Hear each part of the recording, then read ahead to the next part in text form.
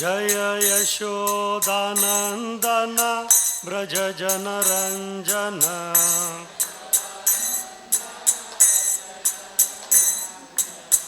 यशोदानंदन ब्रज जनरंजन।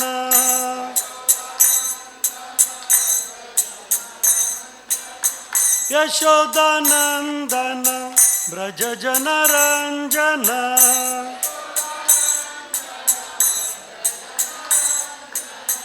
यमुना तीर वनचारी।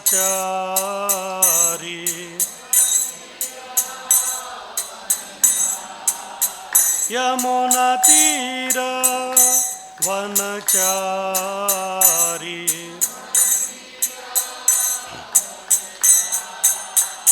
जय राधा माधव कुंज बिहारी।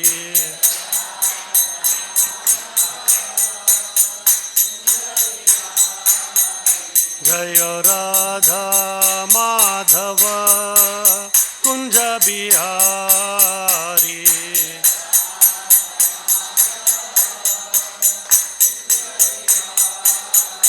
जय गोपी जन वल्लभ गिरिवरधारी।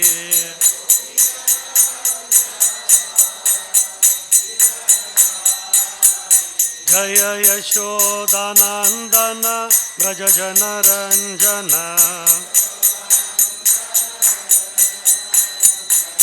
यशोदानंदन ब्रज जनरंजन। यशोदानंदन ब्रज जनरंजन।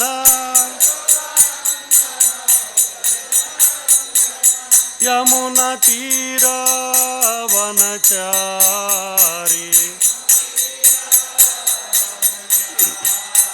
जय राधा माधव कुंज बिहारी।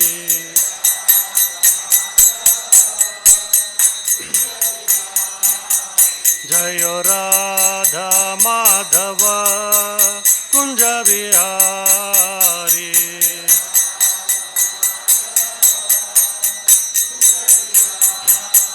जय प्रभुपदा प्रभुपदा प्रभुपदा। जय प्रभुपदा।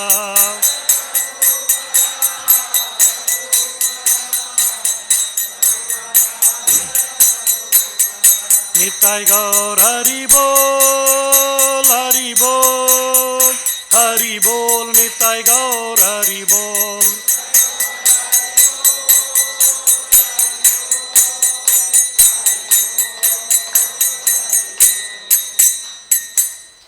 हरिनाम संकीर्तन की। श्रील प्रभुपाद की। ओम नमो भगवते वासुदेवाय। ओम नमो भगवते वासुदेवाय। ओम नमो भगवते वासुदेवाय। ओम अज्ञानतिमिरन्धस्य ज्ञानाञ्जनशलाकया चक्षुरुन्मिलितं येन तस्मै श्रीगुरवे नमः। नमो ओं विष्णुपादाय कृष्णप्रेष्ठाय भूतले श्रीमते भक्तिवेदान्त स्वामिन्निति नामिने। नमस्ते सरस्वती देवे गौरवाणी प्रचारिणे निर्विशेष शून्यवादी पाश्चात्यदेशतारिणे। वाञ्छाकल्पतरुभ्यश्च कृपा सिन्धुभ्येव च पतितानां पावनेभ्यो वैष्णवेभ्यो नमो नमः। श्री कृष्ण चैतन्य प्रभु नित्यानंद श्री अद्वैता गदाधर श्रीवासदि गौरभक्तवृंद। हरे कृष्णा कृष्णा कृष्णा हरे हरे। हरे राम राम राम हरे हरे। हरे कृष्णा कृष्णा कृष्णा हरे हरे। राम राम राम हरे। हरे कृष्णा कृष्णा कृष्णा हरे हरे। हरे राम राम राम हरे हरे। हरे कृष्णा। तो सबका स्वागत है राधा गोकुल बिहारी मंदिर में रविवारी सत्संग कार्यक्रम में। और आज बहुत ही विशेष दिन है। क्या है आज? अक्षय तृतीया। लेकिन हम लोग कल मना रहे हैं। तिथि आज है और हमारा आचरण कल है। तो ऐसा क्यों होता है कभी कभी। अभी 10:51 से चालू हो गया है तृतीया का मुहूर्त, लेकिन वो सूर्योदय में नहीं है वो मुहूर्त, इसीलिए हम लोग कल मना रहे हैं। वैष्णवों का कैलेंडर थोड़ा अलग चलता है, लेकिन कुछ भी है, पूरा दुनिया जो है आज ही मना रही है अक्षय तृतीया। तो इसलिए आज हम लोग थोड़ा अक्षय तृतीया के बारे में जो थोड़ा चर्चा करेंगे। क्या लगता है आपको, क्या है इसका विशेष महात्म्य अक्षय तृतीया का? लोगों को केवल एक ही मालूम है, क्या? सोना खरीदी करना। हाँ, सोना खरीदी करना एक ही मालूम है और दूसरा कुछ नहीं है। लेकिन शास्त्र में इस दिन जो है सोना खरीदना चाहिए ऐसा कुछ बोला भी नहीं है। फिर ऐसा क्यों हो गया? कौन सा युग चल रहा है? तो कलयुग है। परीक्षित महाराज ने कली को जो है अलग अलग जगह दिया, 4 जगह दिया, लेकिन उनके राज्य में वो था नहीं। फिर बाद में उन्होंने बोला कि ठीक है 5वां जगह देता हूँ, और वो है सोना। बोला तो जहाँ सोना है वहाँ कली है। फिर अभी कलयुग के लोग हैं, तो फिर जो अच्छा शुभ मुहूर्त वाला जो दिन है उस दिन भी ये लोग कली को अपने घर बुला रहे हैं। क्या करें, कली का प्रभाव ही ऐसा है, तो कुछ कर नहीं सकते। तो आज का दिन तो है, बहुत सारे घटनाएं हो गई। अभी देखते 1 घंटे में कितना हम लोग कवर कर पाएंगे। सबसे पहला है, जैसे कृष्ण जो है अपना भगवत गीता में 10वां अध्याय, क्या है 10वां अध्याय? विभूति योग। विभूति योग में उन्होंने अपने, ऐसे तो भगवान की विभूति अनेक है। विभूति यानी कि उनके संपत्ति, भौतिक जगत में जो संपत्ति है जिनसे वो इस भौतिक संसार को नियंत्रण करते हैं, उसको कहते हैं विभूति। ऐसे तो अनंत है, लेकिन उन्होंने केवल 82 विभूतियों के बारे में बताया है 10वें अध्याय में। और उसमें कई सारे जो है वो भगवान के बहुत ही विशेष जो है संपत्ति मानी जाते हैं। उसमें एक वो बताते हैं कि नदियों में जो है मैं जाह्नवी हूँ। नदियों में जो है मैं जाह्नवी हूँ। तो जाह्नवी कौन है? किसको जाह्नवी कहते हैं? तो गंगा मैया जो है उनको जाह्नवी कहते हैं। तो गंगा मैया जो है इस पृथ्वी पर जो आई वो आज ही का दिन था, अक्षय तृतीया के दिन जो है। बोले तो ये गंगा मैया का हैप्पी बर्थडे आज। तो प्रश्न है कि गंगा मैया जो है इधर क्यों आई? तो गंगा मैया है कौन? गंगा मैया का ओरिजिनल नाम है विष्णुपदी। तो सबसे पहले वो गोलोक वृंदावन में रहती थी। एक दिन की बात है कि कृष्ण और राधा दोनों बैठे थे, और अचानक दोनों के बीच में जो है माधुर्य रस का जो है बढ़ने लगा। इतना बढ़ने लगा कि वो दोनों के आंसुओं में जो है अश्रुपात होने लगे आंखों से। फिर बाद में जो उनके प्रेम का आंसू जो बह रहे थे वो सब नदी के रूप में बहना आरंभ हो गया, और वो है गंगा मैया। बोले तो गंगा मैया और कुछ नहीं, भगवान राधा और कृष्ण का प्रेम का जो द्रव रूप है वही है। फिर अभी वो कहाँ थी? गोलोक वृंदावन में थी, यानी कि आध्यात्मिक जगत में थी। फिर इधर कभी आई जब भगवान और एक अवतार लिए थे। कौन सा? वामन अवतार। वामन अवतार लेके वो बलि महाराज के पास गए थे भिक्षा मांगने के लिए, क्योंकि उस दिन उनका दीक्षा समारंभ हो गया था। उनका जो है उपनयन संस्कार हो गया था। जब उपनयन संस्कार या कुछ होता है तो फिर व्यक्ति को जो है जाके भीख मांगना पड़ता है। जैसे इस्कॉन में भी जो है जब दीक्षा होता है तो फिर पता नहीं, पहले तो मांगते थे, अभी मांगते हैं कि नहीं मांगते, जो भी है वो एक विधि है वो। फिर सामान्यतः हम लोग भीख मांगने के लिए किसके पास जाते हैं? अगर हम भी भीख मांगे हैं तो दूसरे भिखारी के पास तो नहीं जाएंगे। जो भी भीख मांगने के लिए जाता है उसका उद्देश्य एक ही रहता है कि ज़्यादा से ज़्यादा पैसा कमाना, बराबर, या ज़्यादा से ज़्यादा कलेक्शन करना। इसलिए वो राजा के पास गए। राजा कौन थे? बलि महाराज। तो बलि महाराज के पास गए। फिर बाद में बलि महाराज को पूछा कि आपको क्या चाहिए, तो उन्होंने बोला 3 पग जमीन। बलि महाराज को अच्छा नहीं लगा ये। तो ऐसा हो गया कि अगर आप टाटा और बिरला के पास गए हैं कुछ मांगने के लिए, फिर वो पूछता है कि आपको क्या चाहिए, बस मुझे 5 रुपये चाहिए। हाँ क्या चाहिए, 5 रुपये चाहिए। तो फिर वो बोलता कि वो जो सिक्योरिटी था ना उधर, उसको पूछते थे तो 5 का 500 वही दे देता था, इधर तक आने का क्या ज़रूरी है।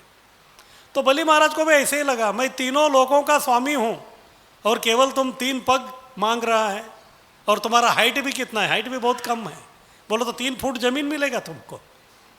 फिर बाद में जो है वामन देव उनको बोलते हैं कि जो व्यक्ति 3 पग जमीन से संतुष्ट नहीं होता, उसको 3 लोकों से भी वो कभी संतुष्ट नहीं हो सकता। तो लोभ और लालच जो है उसके कारण जो है व्यक्ति कभी संतुष्ट नहीं हो सकता। इस प्रकार से वामन देव जो है बलि महाराज को बता रहे हैं इधर।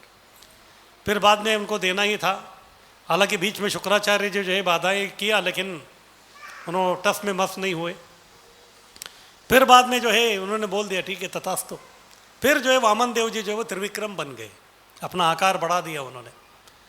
फिर बाद में जब ऊपर के लोगों को मापने के लिए जब उन्होंने अपना चरण को ऊपर किया, तो तभी उनका दाहिने पैर का जो अंगूठा था वो लग गया। किधर लग गया, जहाँ आध्यात्मिक जगत और भौतिक जगत दोनों के बीच में जो है नदी बहती, विरजा नदी, तो उधर जो है लग गया। तो फिर उधर एक छेद हो गया। तो छेद हो के जो है भगवान के चरण को धोते हुए जो है वो पानी निकलना आरंभ हो गया। तो फिर भगवान को चरण से धोता हुआ वो पानी था, तो इसलिए उनको जो है विष्णुपादी कहते, विष्णुपाद से वो प्रकट हो गई है। तो भगवान का चरण धोया हुआ जो पानी, उसको हम क्या कहते हैं, उसको चरणामृत कहते हैं। बराबर जैसे फेस्टिवल अगर होता है हमारा, तो तभी जो है चरणामृत रहता है, बन जाता है चरणामृत। लेकिन 1 चम्मच देने से संतुष्ट होंगे क्या आप? तो कितना चाहिए आपको? तो लोग अपना बिस्लरी बॉटल ही लेके आते हैं, प्रभु जी चरणामृत दीजिए हमको करके। बराबर अपना अपना जो भी पात्र है बॉटल सब भर लेते हैं। वो पानी जो है नीचे गिरना आरंभ हो गया ब्रह्मांड में। और हमारा ब्रह्मांड जो है 14 माले का बिल्डिंग है। तो सबसे पहले ऊपर जो बैठे हैं उनको मिलेगा ना। तो सबसे ऊंचा लोक किसका है? तो ब्रह्मा जी का है। बराबर तो ब्रह्मा जी अपना बिस्लरी बॉटल लगा दिया उधर, अपना कमंडलू लगा दिया उधर। फिर वो कमंडलू में थी। फिर उसके बाद जो है उनको स्वर्ग में भेजा गया। स्वर्ग में नदी की ज़रूरत थी, तब तक वो स्वर्ग में ही थे उधर। फिर बाद में कालांतर में जो है अयोध्या जो शहर है उसमें जो है कई सारे राजा ऋषि होके गए, और ये सब रघुवंश के थे। और इसमें जो है एक राजा हो गया, उनका नाम था सगर। सगर ये शब्द जो है ये भी बहुत ही महत्वपूर्ण है। सगर, गर का मतलब होता है विष। स यानी कि साथ में। बोलो तो ये जो व्यक्ति है विष के साथ में पैदा हो गया। अगर हम लोग विष का प्राशन करेंगे तो क्या हो जाएगा? जिंदा रहेंगे क्या हम लोग? नहीं, लेकिन ये जिंदा था। तो ऐसे हुआ था कि इनके जो पिताजी थे उनके जो है कई सारी रानियां थी, लेकिन एक ही रानी को जो है पुत्र हो रहा था, तो फिर बाकी लोग जो है उनको अच्छा नहीं लगा। इसलिए जिसका जो सगर राजा के जो माता थे उनको ये सब लोगों ने मिल के विष दे दिया गर्भ के अंदर ही। लेकिन भगवान की इच्छा अलग थी। वो जो विष है वो इनको कोई हानि नहीं पहुंचाई। वो पेट के अंदर किधर तो बैठा हुआ था। कभी कभी व्यक्ति के अंदर ट्यूमर बन जाता है, लेकिन कुछ जो ट्यूमर है वो ऐसे ही बैठे रहते, आपको कुछ तकलीफ नहीं करते। इसी प्रकार से वो बैठा हुआ था। फिर वो पुत्र का जन्म हो गया।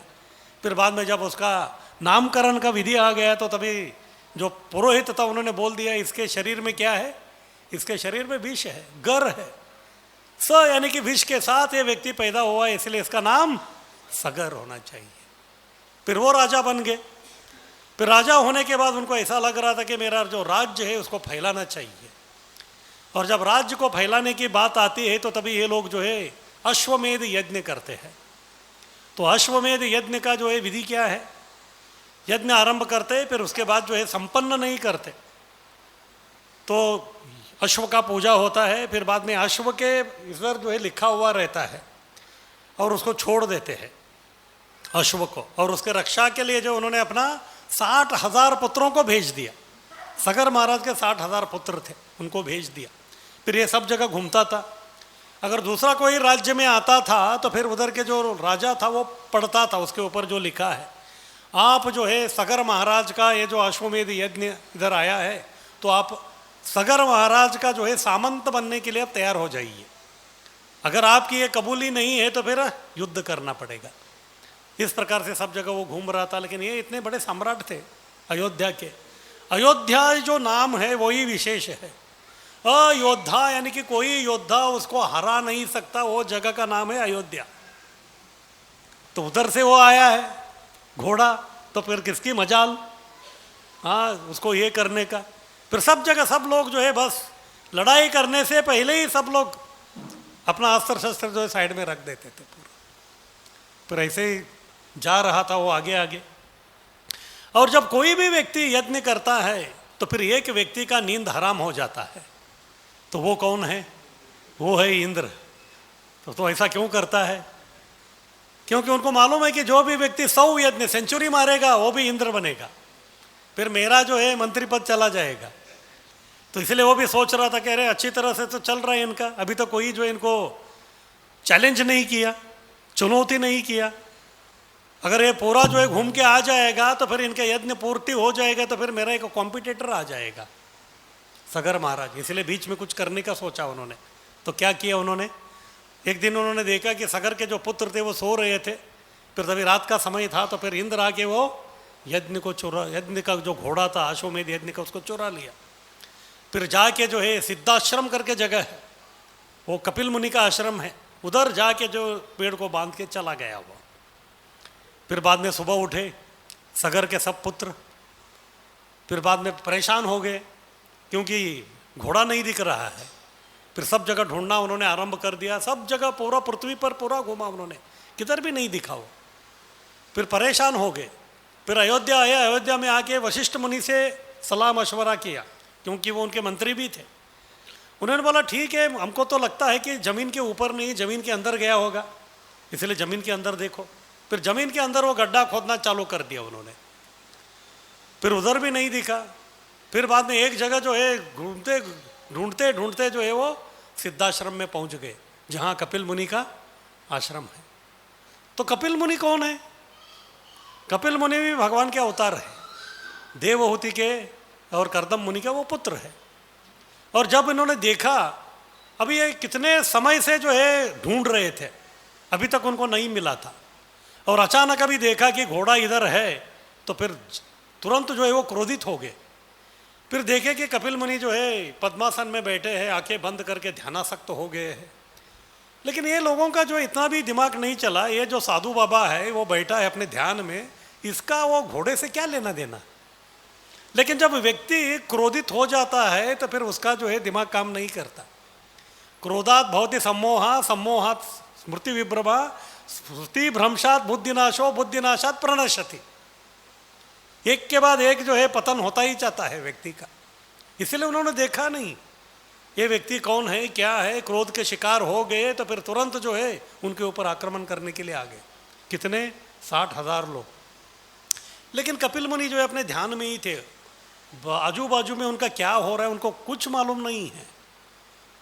कुछ लोग ऐसे कहते हैं कि कपिल मुनि उनको देख के क्रोधित हो गए तो फिर उनको जो है जला के भस्म कर दिया करके। लेकिन श्रील प्रभुपाद श्रीमद् भागवत के तात्पर्य में लिखते हैं कि ये भगवान के अवतार है, ये क्रोधित कैसे हो सकते हैं? ये क्रोधित नहीं हो सकते। लेकिन हमको मालूम है कि हमारा जो शरीर है ये 5 महाभूत से बना है, 5 तत्व है इसमें। कौन से? भूमि, अग्नि, जल, वायु और आकाश, बराबर। तो जब ये ध्यानासक्त थे तो अचानक जो है भगवान की इच्छा से कपिल मुनि के अंदर का जो अग्नि तत्व जो है वो अपने आप आवाहित हो गया, वो एक्टिवेट हो गया। वो एक्टिवेट हो के जो है उनके शरीर से बाहर निकलना आरंभ हो गया। जो भी उनके नज़दीक आ रहा था वो सब जल के भस्म हो गया। ये कपिल देव को मालूम भी नहीं है सब ऐसा हो गया करके। जिस प्रकार से अम्बरीश महाराज के ऊपर दुर्वासा मुनि आक्रमण करने के लिए किया था, लेकिन अम्बरीश महाराज को कुछ फर्क नहीं पड़ रहा था, वो अपनी दुनिया में थे। ये भक्त लोग जो है वो अपनी दुनिया में रहते, उनके ऊपर कोई आक्रमण करे उनको कुछ फर्क नहीं पड़ता। लेकिन फर्क किसको पड़ता है? भगवान को पड़ता है, क्योंकि उनका संरक्षण का वचन किसने लिया है? भगवान ने लिया है। योगक्षेमम वहाम्य हम। तो इस प्रकार से जो है अपने आप उनके अंदर का अग्नि तत्व प्रकट हो गया और सबको जला के खत्म कर दिया। फिर उसके बाद इधर सागर महाराज जो है वो राह देख रहे हैं, उनके पुत्र आए नहीं, क्या हो गया मालूम नहीं पड़ा। फिर ऐसे ही खोजने के लिए लोगों को भेजा, लेकिन कोई समझ नहीं पाया। फिर बाद में सागर महाराज जो अभी उनका अंतिम समय आ गया, तो उन्होंने अपना जो पुत्र था दिलीप, तो उनको उन्होंने राजा बना दिया। ऐसे देखा जाए तो उनका पुत्र अंशुमान था, अंशुमान का पुत्र दिलीप को बनाया। फिर उसके बाद एक एक करके जो है राजा आ गए, सब लोग प्रयत्न कर रहे थे, लेकिन किसी को भी ये घोड़ा किधर मिला ही नहीं उनको। फिर बाद में जो है भगीरथ महाराज आए। फिर भगीरथ महाराज आने के बाद भगीरथ महाराज को बताया गया कि आपके जो पूर्वज है, हाँ, वो लोगों का जो इस प्रकार से जो है उनका दुर्गति हो गया है। जब पूर्वजों का जब दुर्गति होता है तो फिर वो हमारे कुल के लिए अच्छा नहीं रहता, तो इसीलिए जो उनका उद्धार करना जो बहुत आवश्यक है। लेकिन अभी तक यही मालूम नहीं पड़ा कि ये लोग है किधर। फिर बाद में भगीरथ ने सोचा कि मैं कुछ तो करूंगा। फिर बाद में जो है वो राज्य को अपने मंत्रियों को देख के वो ढूंढना आरंभ कर दिया। और अभी भगवान की कृपा अलग ही थी, तो भगीरथ को समझ में आ गया कि उनके जो पूर्वज थे वो सिद्धाश्रम में आए थे। फिर सिद्धाश्रम में वो आ गए। फिर जाके कपिल मुनि तभी भी उधर थे, जाके कपिल मुनि को जो उन्होंने साष्टांग नमस्कार किया, फिर उनका गुणगान किया। फिर आजू बाजू में देखा, उधर जो है बहुत सारा राख के ढेर पड़ा हुआ था। फिर बाद में कपिल मुनि भी इनकी प्रशंसा से प्रसन्न हो गए। फिर बाद में वो पूछने लगे कि आप कौन है, क्या है। उन्होंने सब अपना परिचय दे दिया। फिर बाद में इस प्रकार से मैं अपने पूर्वजों को ढूंढते हुए आया हूँ, कहाँ है कुछ मालूम नहीं है। लेकिन कपिल मुनि जो वह त्रिकालज्ञ थे, उनको सब मालूम था।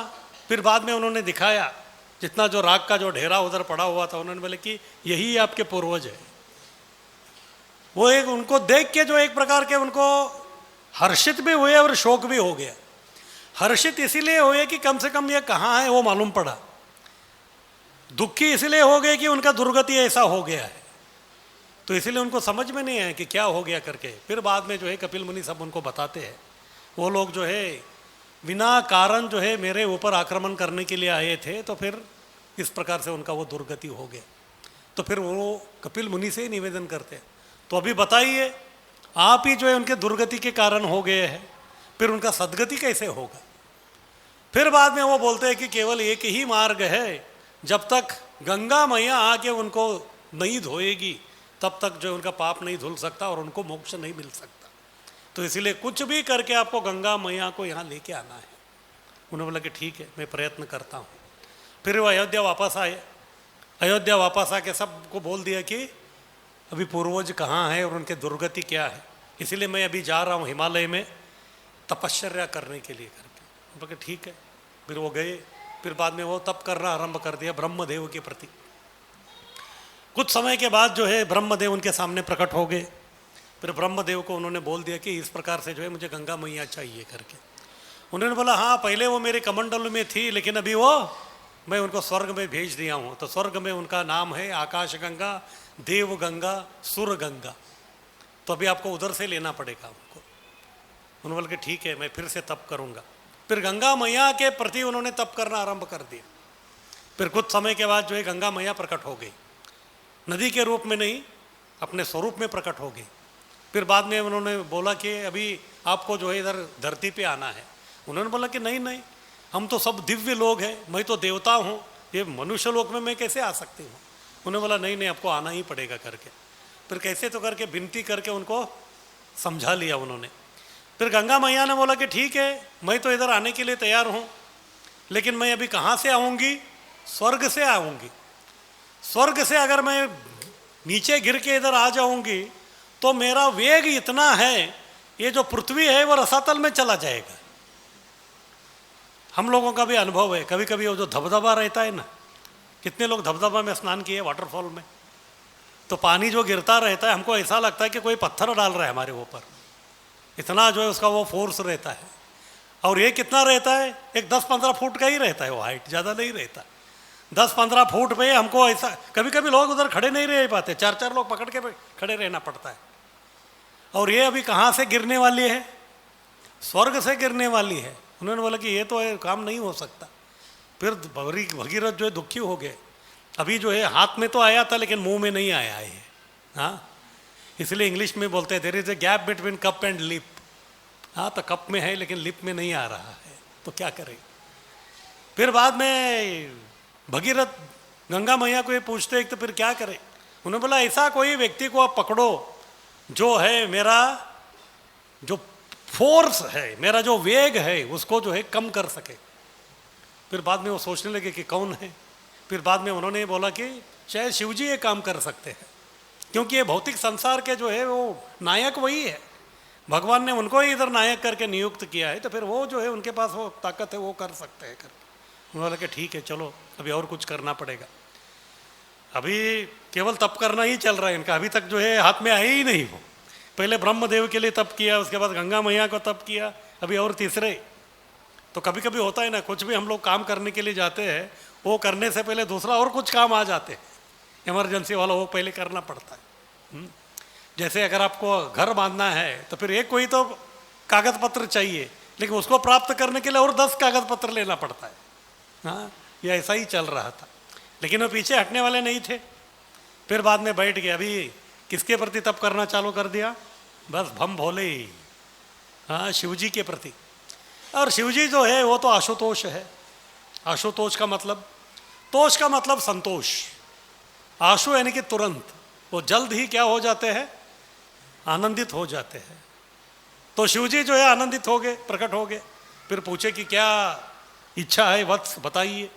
फिर उन्होंने बोला अभी मैं गंगा मैया को जो है वहाँ से आह्वान कर रहा हूँ, और जैसे वो नीचे गिर रही है तो उनका वेग को आपको धारण करना। शिव जी ने बोला कि ठीक है आपका काम मैं कर लूँगा करके। फिर उन्होंने बोला कि ठीक है गंगा मैया को बोलो जो भी आपको गिरना है तो मेरे जटा के ऊपर आपको गिरना है करके। बोला कि ठीक है।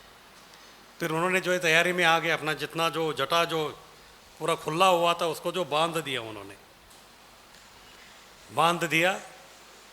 फिर बाद में गंगा मैया को बोला गया कि बस अभी आप ऊपर से नीचे आइए। अभी जब गंगा मैया ऊपर से नीचे आ रही थी, वो एक अलग मनोवृत्ति में थी, वो थोड़ा खिलवाड़ करने की इच्छा में थी वो। अभी इनको बोल तो दिया था कि किसी व्यक्ति को आप ढूंढ लो जो मेरा धारण करेगा, मेरा फोर्स को करके, लेकिन बाद में उनको ऐसा लगा कि ऐसा कौन व्यक्ति हो सकता है मेरा फोर्स को धारण कर सकता है। मैं कहाँ से हूँ, मैं तो देवलोक वाले हूँ, ये भूलोक वाला कोई व्यक्ति ऐसे मुझे धारण कैसे कर सकता है, ये तो नहीं हो सकता। इसलिए उन्होंने सोचा मैं ऐसे ऊपर से वो स्पीड से गिरूंगी, वो स्पीड से गिरूंगी, ये जो शिवजी है इनको ही लेके चली जाऊंगी मैं। हाँ, शिवजी को ही जो है मैं लेके चली जाऊंगी। और जब उन्होंने ऐसा सोच रहे थे, शिवजी से कुछ छुपता नहीं है, शिवजी और विष्णु में ज़्यादा कुछ अंतर नहीं है, वो भी त्रिकालाग्नि है। वो समझ गए कि इसके मन में क्या चल रहा है। इसलिए उन्होंने क्या किया, अपना जो जटा बांधा था ना, तो उसको जो है थोड़ा अलग टाइप से उन्होंने बांधा। हम भी जो है भगवान का अलग अलग टाइप से टर्बन बांधते हैं ना, वैसा। तो उन्होंने ऐसा कुछ तो बांधा, तो बीच में खड्डा कर दिया। केश जो है साइड में था और बीच में जो है खड्डा कर दिया उन्होंने, और उनका बहुत ही विशाल काय था वो पूरा। बोलो तो एक प्रकार का जो है डैम बना के रख दिया उन्होंने। और जैसे गंगा मैया उधर आई, फिर वो बाहर निकलने के लिए जगह ढूंढ रही थी, लेकिन वो होया ही नहीं, उधर ही घूम रही थी। वो चक्र तीर्थ जैसा वो घूम रही थी, बाहर निकल ही नहीं पा रही है। अभी गंगा मैया जो है वो तो बहुत ही विस्मित तो हो ही गई, लेकिन अभी सबसे ज़्यादा टेंशन किसको आ गया, भगीरथ को। वो बोला कि ये क्या हो गया, यहाँ तक तो उनको लेके आ गया, लेकिन जो है वो बाहर नहीं निकल रही है। इस प्रकार से जो है शिवजी धारण तो किया, लेकिन धरण में धारण किया उनको। धरण समझते आप किसको बोलते, धरण? तो डैम बना लिया उन्होंने अपना जटा का। हाँ, तो ये तो जो है अच्छा नहीं है, ये तो बहुत गड़बड़ वाला काम हो गया। फिर बाद में उन्होंने शिवजी के पैरों में पड़े, फिर बाद में गिड़गिड़ाने लगे कि भगवान आप ऐसे डैम बांध के रखेंगे तो फिर हमको पानी कैसे मिलेगा। कलयुग में ऐसे ही चलता है ना, सब डैम में पानी रहता है, नल में एक बूंद पानी नहीं आता। फिर बाद में जो भी कॉरपोरेशन वाले उनके जाके मिलना ही पड़ता है। फिर शिवजी से निवेदन किया, फिर शिवजी ने बोला कि ठीक है मैं कुछ करता हूँ। तब तक उन्होंने समझ गए कि अभी गंगा मैया शांत हो गई है। उनका मन में जो विचार था उनको समझ में आ गया कि ये शिवजी साधारण नहीं है। तो फिर तब जो है उन्होंने उनको अपना पति मान लिया, इसलिए शिवजी का नाम हो गया गंगाधर। फिर अभी डैम खोलना था, लेकिन ये इतना आसान नहीं था। डैम के भी जो है अलग अलग फाटक रहते हैं, बराबर एक साथ में सब फाटक खोल देंगे तो क्या होगा, तो बगल में जो है नदी गांव जो है वो दिखेगा ही नहीं। ये शिव जी को भी मालूम था, जितना जो ऊपर से था उसको तो मैंने धारण किया, लेकिन एक साथ सब छोड़ूंगा तो फिर क्या हो जाएगा, तो ये जो है पृथ्वी में जो है पूरा बाढ़ आ जाएगा। प्रलय से पहले ही प्रलय आ जाएगा, प्रलय के समय के पहले ही प्रलय आ जाएगा। इसीलिए उन्होंने क्या किया, एक एक जटा खोलना चालू कर दिया। तो ऐसा जो है उन्होंने 7 जगह से जो है जटा खोल दिया। फिर वो जटा जो था उसके इसमें से जो है धीरे धीरे वो निकलना चालू हो गया। इस प्रकार से गंगा मैया का जो है 7 शाखाएं हो गई। कितनी शाखा, 7 शाखा हो गए, उसको बोलते हैं सप्त सामुद्रिका तीर्थ। और ये सब जो है हिमालय में प्रकट हो गए। तो अभी भगीरथ टेंशन में आ गए, क्योंकि ये 7 में गंगा कौन है। हाँ, एक होता तो फिर ठीक है, अभी 7 हो गए तो फिर 7 में गंगा कौन है। फिर शिव जी को पूछे कि कौन है, उन्होंने बोला कि सब गंगा है। उन्होंने बोला कि ऐसा नहीं चलेगा, क्योंकि सब ओरिजिनल जितना वो जो था तो उसमें वो शक्ति है, उस शक्ति से जो है मेरा पितृ जो है उनका उद्धार हो सकता है। अभी तो ये शक्ति क्या हो गया, 1/7 हो गया। फिर क्या करें। फिर बाद में शिवजी ने बोला कि अब चिंता मत करो, अभी मैं मेरा सब जटा को ऐसे एडजस्ट कर देता हूँ, एक एक करके जो है ये सब संगम होना चालू हो जाएगा एक एक कर। तो इस प्रकार से जो है कितने लोग बद्रीनाथ गए हैं।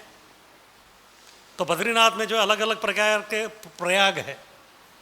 ऋषिकेश से लेके आप ऊपर तक जाएंगे, बद्रीनाथ के ऊपर तक तो अलग अलग प्रयाग है, अलग अलग जो है नदियों का संगम होता जाता है। तो प्रयाग, याग का मतलब है युज, धातु से आता है युज, यानी कि जुड़ना। उधर जुड़ जाते हैं, कौन, 2 नदी जुड़ रहे हैं। और कहीं भी 2 पुण्य नदी जुड़ते हैं तो वो जगह जो है बहुत ही पवित्र माना जाता है, और उधर विशेष करके यज्ञ किया जाता है। और ब्रह्मा जी जो ऐसी जगह में जो है अलग अलग जगह में उन्होंने यज्ञ किया। इस प्रकार से यज्ञ का स्थान है, उसको बोलते हैं याग, बोलते हैं यज्ञ को। और प्रयाग बोले तो जहाँ बहुत बड़ा यज्ञ का अनुष्ठान किया। तो इस प्रकार से एक एक जो धारा है वो मिलना आरंभ हो जाता है। तो सबसे पहला आपका जो प्रयाग है वो है केशव प्रयाग, वो बद्रीनाथ से भी पहले है। तो बद्रीनाथ से पहले जो है माना गांव है। माना गांव जो है भारत का आखिरी गांव है अभी, उसका ओरिजिनल नाम है मणिभद्रपुर। उधर ही जो है व्यासदेव जी का गुफा है। और आज ही के दिन व्यासदेव जी अक्षय तृतीया के दिन महाभारत की रचना आरंभ किया। और उनका आश्रम जो है उनका नाम है सम्यप्रास, और वो है सरस्वती नदी के तट पे। आज भी आप देखेंगे तो नीचे गणेश गुफा है और ऊपर देखेंगे तो व्यास गुफा है। व्यासदेव जी अपनी गुफा में बैठे थे, गणेश जी अपनी गुफा में बैठे थे, फिर बाद में वो उधर से बोलते थे, इधर से वो लिखते थे। इस प्रकार उनका सब चल रहा था। लेकिन ये इतना आसान नहीं था। क्यों, उधर जो है सरस्वती मैया बह रही थी और नदी का आवाज़ रहता है, इसलिए बीच बीच में जो है गणेश जी को सुनाई नहीं दे रहा था। जैसे अभी मैं लेक्चर दे रहा हूँ, बाहर भी कुछ आवाज़ आ रहा है बराबर, फिर सुनने में तकलीफ होता है बराबर। तो इसी प्रकार से जो है गणेश जी को बीच बीच में तकलीफ हो रहा था। तो फिर बाद में वासुदेव जी को समझ में आ गया कि ये सरस्वती मैया की वजह से प्रॉब्लम हो रहा है। और सामान्यतः ऐसे बताया जाता है कि माताओं का जो है बोलने का ज़्यादा रहता है, हमेशा वो बोलते ही रहते हैं तो आवाज़ आता रहता है उनका। और इधर जो है सरस्वती है वो, तो आवाज़ जो ज़्यादा ही आ रहा था, इसलिए उन्होंने शाप दे दिया कि आप लुप्त हो जाइए। तो तुरंत जो है उधर अलकापुरी से अलकनंदा आ रही है और इधर से जो है सरस्वती आ रही है, दोनों का संगम हो जाता है, बस सरस्वती गायब। उधर भीमपुल है, भीमपुल के नीचे जो हो गया, उस जगह का नाम है केशव प्रयाग। तभी 7 में से 2 जो है उसका ज्वाइंट हो गया अभी बराबर। उसके बाद वो आगे बढ़ती है, उसका नाम अलकनंदा ही होता है।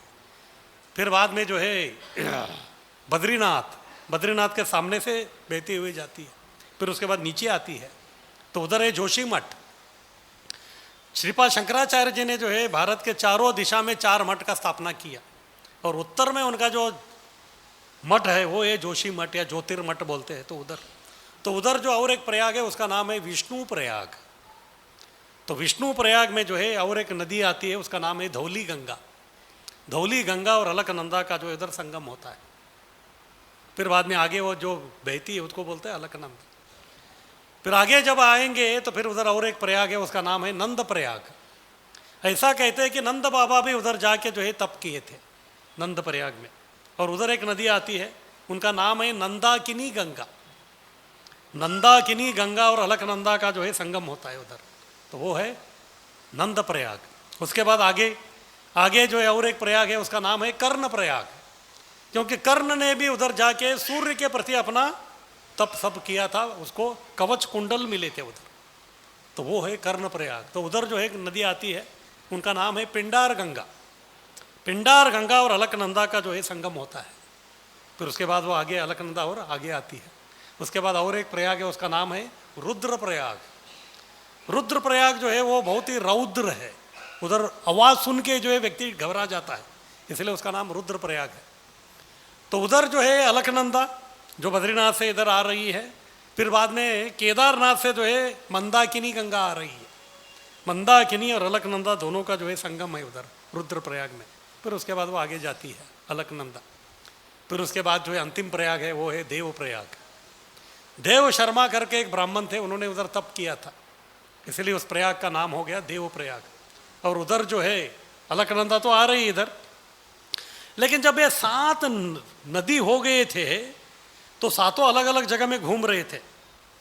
तो भगीरथ को कोई एक को पकड़ के तो उनको आगे आना था। जिसको पकड़ के वो आ रहे थे वो है भागीरथी, जो गोमुख से आरंभ होके फिर गंगोत्री से जो है वो जो आ रही है, तो वो क्योंकि वो भगीरथ के साथ में आ गए तो इसीलिए उसका नाम जो है भागीरथी है। फिर वो भागीरथी जो गोमुख से आ रही है और इधर बद्रीनाथ से आने वाली है जो अलकनंदा, दोनों का संगम होता है, तो अंतिम संगम है। उसके बाद जो नदी बहती है उसको बोलते हैं गंगा। तो इस प्रकार से जो है शिवजी के जटा से जो है 7 धाराएं जो निकली थी, वो 6 प्रयाग, इसको षट प्रयाग बोलते हैं। तो ये सभी प्रयागों में मिल के जो है फिर से अभी गंगा बन गई है। तो फिर अभी भगीरथ जो है बहुत ही खुश हो गए। ऐसा कहते हैं कि भगीरथ के पास रथ था, वो रथ के आगे आगे जाते थे शंख बजाते हुए।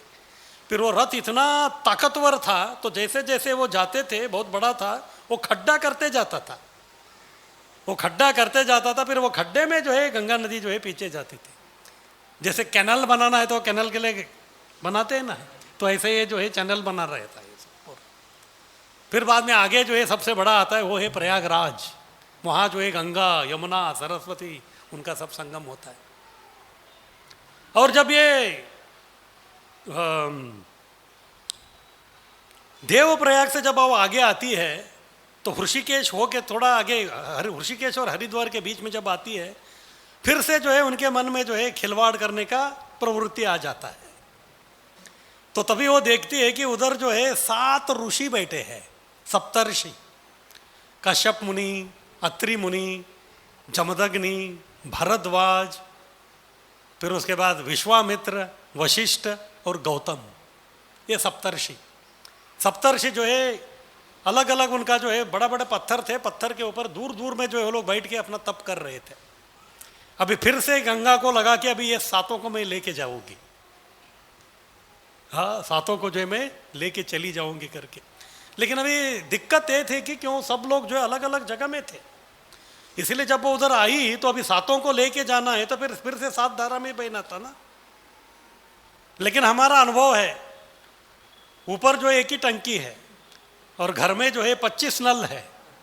अगर 25 के 25 नल में ओपन कर दिया तो पानी कितना आता है? पानी आता है, लेकिन उसका फोर्स कितना रहता है? वो कम हो जाता है। तो इधर भी ऐसे ही हो गया। अभी जोर से बह तो रही थी वो, लेकिन अभी क्या हो गया, 7 नल हो गया इधर।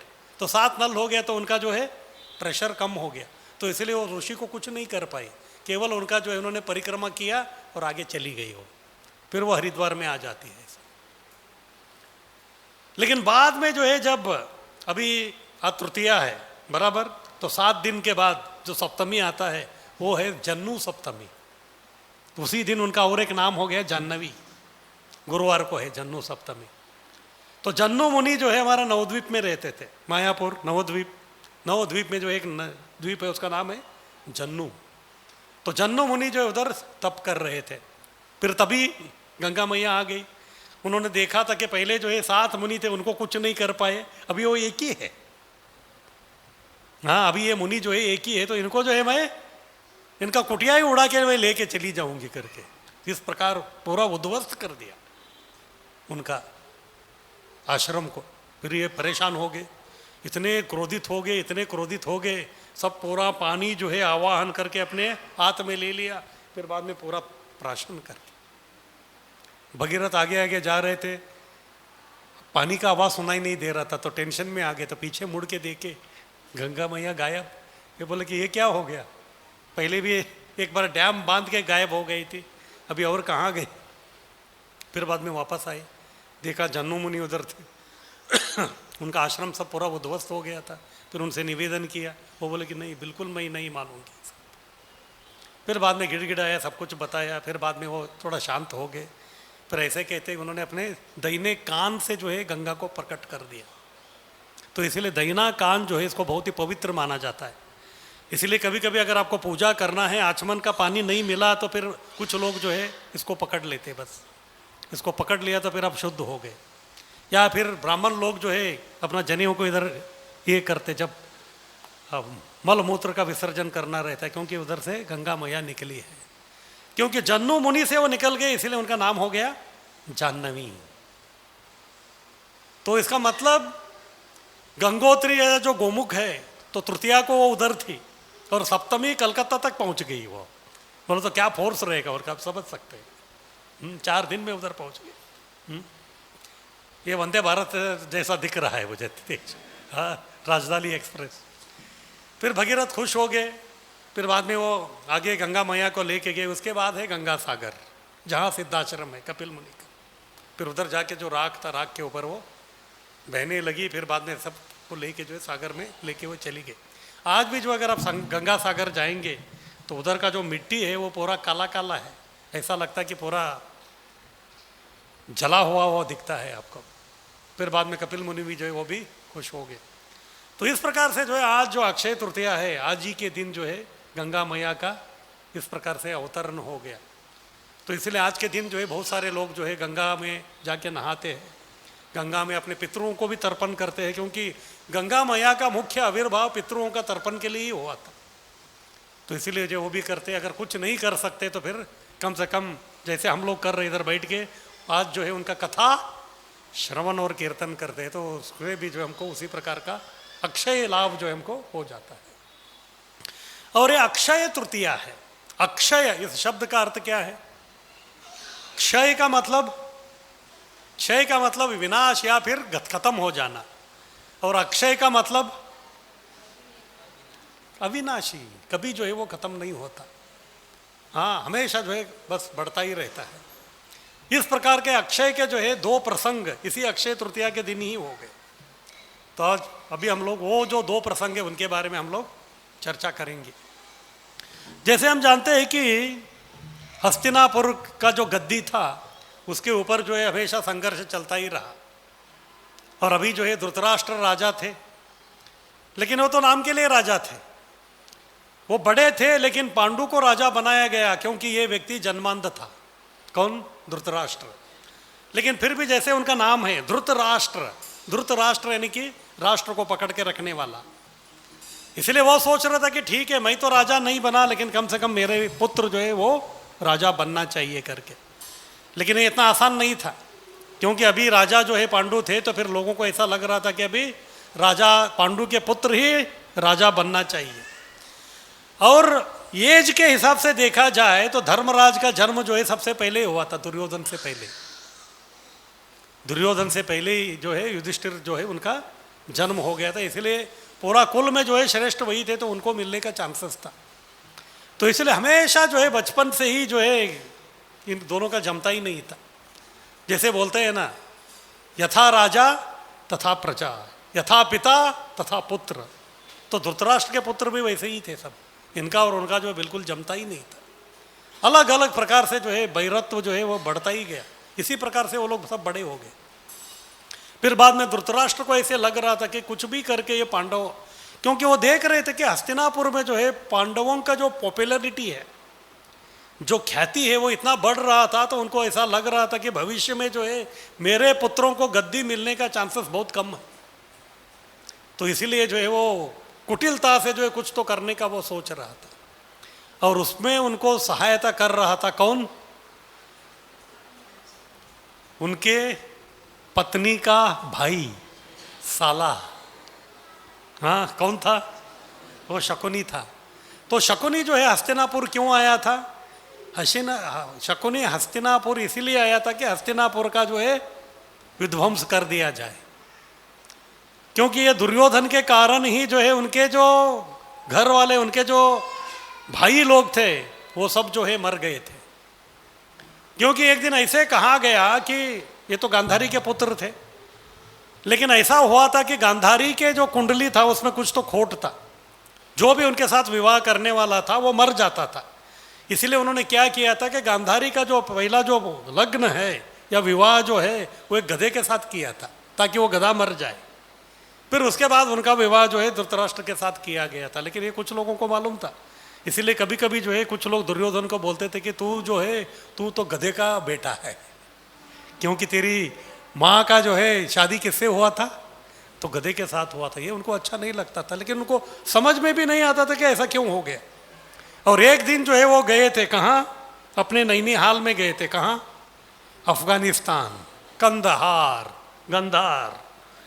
फिर उधर जाके जो है अपने नाना को ही पूछ लिया, शकुनी के जो पिताजी थे सबल, उनको पूछा कि ये क्या है ये सब करके। फिर बाद में उन्होंने बता दिया इस प्रकार से कुंडली था, इस प्रकार ये किया। उनको बिल्कुल अच्छा नहीं लगा। उन्होंने सेना लेके आया, फिर सबल के जितने भी जो सब पुत्र थे शकुनी के साथ, सबको जो है जेल में डाल दिया। और जेल में डाल दिया, वो टोटल थे वो भी 100 लोग थे, और उनको जो है केवल एक व्यक्ति को जितना हो सके उतना ही आहार देते थे। लेकिन ये सब होशियार लोग थे। उन्होंने सोच लिया अगर ये जो है एक व्यक्ति का ही आहार अगर हम लोग बंटवारा करके खाएंगे तो कोई बचने वाला नहीं। इसलिए उन्होंने ये निर्णय में ले लिया कि अभी एक व्यक्ति के लिए अगर आहार है तो फिर एक ही व्यक्ति को खिलाएंगे हम लोग, बाकी लोग जो है हम लोग निर्जल करके जो है अपना प्राण का आहुति करेंगे। लेकिन वो जो व्यक्ति है हमारा मृत्यु का बदला जरूर लेगा। फिर बाद में वो सोचने लगे कि 100 में जो है सबसे शातिर कौन है? फिर सब लोगों ने बोला एक ही व्यक्ति है। कौन? शकुनी। फिर शकुनी के उन्होंने जो है तैयार कर दिया, फिर उसी को खिलाते थे। फिर बाकी जो है मर गए, एक ही बच गया वो। फिर बाद में दुर्योधन आया। फिर बाद में शकुनी वो बोलने लगा कि देखो अभी तो मैं अकेला हूँ, मैं क्या कर सकता हूँ, अभी ये जो राज्य ये भी तुम ले लो, अभी मैं तुम्हारे साथ ही हस्तिनापुर आ जाता हूँ। तो दुर्योधन ने भी सोचा चलो अभी जो मुझे बदला लेना था वो सब हो गया करके। तो उतने में जो है उनका जो राजा सबल थे उनका अंतिम समय आ गया था। तो शकुनी को उन्होंने बुलाया। शकुनी को बुला के उन्होंने बोल दिया जब मैं मर जाऊंगा उसके बाद मेरे जो हड्डी है उस हड्डी से जो है तुम पासा बनाओ, और वो पासे जो है केवल जो तुम बोलोगे वही सुनेगा, और उसके मदद से जो है तुमको हस्तिनापुर का क्या करना है? सर्वनाश करना है। बोला कि ठीक है। फिर वो लेके वो आ गया शकुनी। फिर इधर धृतराष्ट्र भी जो है राह देख रहा था कि किस प्रकार से जो है इस पांडवों से जो है हम छुटकारा प्राप्त करें। लेकिन उनको ये भी मालूम था कि डायरेक्ट युद्ध भी नहीं कर सकते। उसका 2 कारण था। युद्ध करने के लिए भी कोई कारण चाहिए था, और दूसरा पांडवों की शक्ति कितना था, पराक्रम कितना था वो उनको मालूम था। इसलिए उनको ऐसा लगता था कि डायरेक्ट अटैक करके काम नहीं होने वाला। इसीलिए जब घी सीधी उंगली से नहीं निकलती है तो फिर उंगली टेढ़ी करनी पड़ती है। तो इस प्रकार वो सोच रहे थे। तो उतने में जो है एंट्री हो गया किसका? शकुनी का। फिर शकुनी जो है धृतराष्ट्र को बोल दिया कि आप जो सोच रहे हैं वो मैं करके दे सकता हूँ, लेकिन आपको जो है मेरे ऊपर श्रद्धा रखना पड़ेगा। उन्होंने बोला कि ठीक है, हमको तो काम होने से मतलब है। तो उन्होंने पूछा कि क्या करना है? देखो जो क्षत्रिय है वो 2 चीज़ों को ना नहीं बोल सकता है। एक है युद्ध और दूसरा है शतरंज। अभी युद्ध जो है आपको मालूम है कि हम लोग जो है उनके साथ करके कभी जीत नहीं सकते, तो फिर दूसरा क्या बचा? शतरंज। तो युधिष्ठिर और पांडवों को अब शतरंज के लिए बुलाएगी। लेकिन जब वो इधर आएंगे तभी आपको कैसे तो उनको पटाना पड़ेगा कि आप लोगों की तरफ से जो है पासा मैं फेंकूंगा। उन्होंने बोला कि ठीक है चलो हम कोशिश करते हैं। तो फिर उनको बता दिया गया, जब ये लोग इंद्रप्रस्थ में रहते थे, तो आप आ जाइए, हस्तिनापुर में आपको बुलाया गया है, इस प्रकार से आपको शतरंज खेलना है। और क्षत्रिय का यह धर्म है कि वो शतरंज या युद्ध को जो है ना नहीं बोल सकता। फिर आए। फिर बाद में जो है सबसे पहले क्या करना, नियम वो सब हो गया। तो तभी जो है दुर्योधन बोलने लगा कि ठीक है आप लोग इधर आए हैं, लेकिन हमारी तरफ से जो है हमारे मामा शकुनी जो है वो पासा फेंकेंगे। युधिष्ठिर को ये अच्छा नहीं लगा। फिर युधिष्ठिर जो अभी कुछ बोलने ही वाले थे, तो फिर तब तक जो है धृतराष्ट्र बीच में बोल के जो है कैसे तो मांडोली कर लिए। उन्होंने बोला चलो ठीक है तुम खेलो या वो खेलो। उनको ऐसा लग रहा था कि ये लोग खेलने के लिए बुलाया है हमको, लेकिन उनको ये मालूम नहीं था कि ये खेल नहीं, एक सुपारी है ये। हाँ, ये खेल नहीं है, सुपारी है, हमको जो है सब खत्म करने वाले है करके। कभी कभी ऐसे ही हो जाता है, जब व्यक्ति जो है उसका बुरा समय आ जाता है तो फिर बस एक तिनका भी काफ़ी है उसको ख़त्म करने के लिए। उन्होंने बोला कि ठीक है चलो। फिर जैसे खेलना आरंभ हो गया, और पासा कौन सा था, वो तो उनके पिताजी का ही था, और जो भी वो बोलता था वही आता था। इस प्रकार से जो है एक एक एक एक करके ये लोग हारना आरंभ कर दिया। फिर अंत में अपना इंद्रप्रस्थ राज्य भी हार दिया उन्होंने। फिर बाद में उन्होंने जो है अपने आप को लगाया, अपने भाई को लगाया, पहले भाइयों को हार दिया, उसके बाद युधिष्ठिर स्वयं को लगा दिया, उनको भी हरा दिया। फिर बाद में जो है दुर्योधन को बोलने लगा भी मेरे पास कुछ बचा नहीं है। तो तभी दुर्योधन बोलने लगा कि ऐसे कैसे बोल सकते, अभी एक आपके पास बाकी है।